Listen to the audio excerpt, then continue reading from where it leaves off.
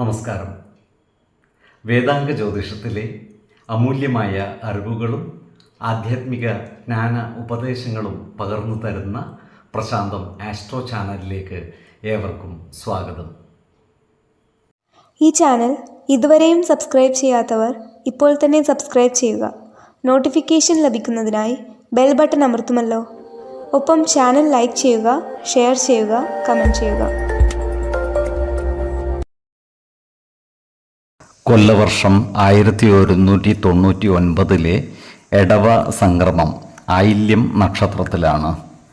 എടവം 1-ാം തീയതിയിലെ ഗ്രഹനില അനുസരിച്ച് മേടം രാശിയിൽ ബുധനും ശുക്രനും, എടവത്തിൽ സർവേശ്വരകാരകനായ വ്യാഴവും ആദിത്യനും, കർക്കിടകത്തിൽ ഗുളികനും, ചിങ്ങം രാശിയിൽ ചന്ദ്രനും, കന്നിയിൽ കേതുവും, കുംഭം രാശിയിൽ ശനിയും, മീനത്തിൽ കുജനും രാഹുവും സ്ഥിതി ചെയ്യുന്നു. ഉത്രം നക്ഷത്രത്തിൽ ജനിച്ചവർക്ക് എടവമാസം പൊതുവെ ഗുണഫലങ്ങൾ കൂടിയിരിക്കും. ഈ നക്ഷത്രക്കാർക്ക് കർമ്മ മേഖലയിൽ കാര്യങ്ങൾ അനുകൂലമാണ്. ബാങ്കിംഗ് മേഖലയുമായി ബന്ധപ്പെട്ട് പ്രവർത്തിക്കുന്നവർക്ക് ജോലിയിൽ പ്രമോഷൻ ലഭിക്കുവാനുള്ള സാധ്യതകൾ കാണുന്നുണ്ട്. ജോലിസ്ഥലത്ത് സഹപ്രവർത്തകരുടെ സഹായ സഹകരണങ്ങൾ ഇവർക്ക് ലഭിക്കുന്നതുമാണ്. അതുപോലെ കലാ സാംസ്കാരിക രംഗത്ത് പ്രവർത്തിക്കുന്നവർക്കും കാര്യങ്ങൾ അനുകൂലമാണ്. പ്രത്യേകിച്ചും സിനിമാ വ്യവസായവുമായി ബന്ധപ്പെട്ട് പ്രവർത്തിക്കുന്നവർക്ക് സാമ്പത്തിക നേട്ടം കൈവരിക്കുവാൻ സാധിക്കുന്നതാണ്. ഇവർക്ക് സമൂഹ മനസ്സിൻ്റെ അംഗീകാരം നേടിയെടുക്കുവാൻ കഴിയുന്നതുമാണ്. കാലത്തിനനുസരിച്ച മാറ്റങ്ങൾ കലാരംഗത്ത് കൊണ്ടുവരുവാൻ ഇവർക്ക് സാധിക്കുന്നതാണ്.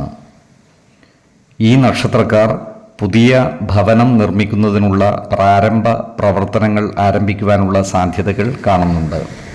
വിശ്വാസികളായവർക്ക് ഭവന നിർമ്മാണത്തിനായി സ്ഥലം തിരഞ്ഞെടുക്കുമ്പോൾ വാസ്തു പരിശോധന നടത്തുന്നത് ഗുണകരമായിരിക്കും. ജ്യോതിഷ പ്രശ്നചിന്ത ചെയ്ത് സ്ഥലത്തിൻ്റെ ഗുണദോഷങ്ങൾ വിലയിരുത്തേണ്ടതുമാണ്. ഉത്തമ സ്ഥലത്ത് ഭവനം നിർമ്മിക്കുന്നതാണ് ഗുണകരമാവുക. വലിയ സാമ്പത്തികം മുടക്കി ഭവനം നിർമ്മിക്കുമ്പോൾ വാസ്തുശാസ്ത്രവിധി അനുസരിച്ച് പ്ലാനുകൾ തയ്യാറാക്കേണ്ടതും വാസ്തു കണക്കുകളിൽ കൃത്യത വരുത്തേണ്ടതുമാണ്.